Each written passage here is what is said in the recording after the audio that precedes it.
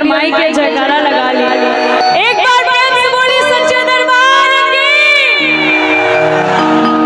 ये तो बक्सर जिला के खासियत है, यही से हम कहले रही ये सही ना लेकिन के डिमांड होला आ जिला बक्सर के लइका बरांड होला। लेकिन किया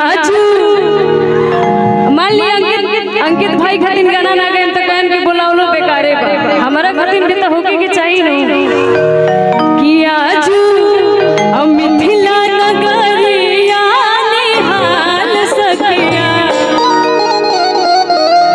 तो चारों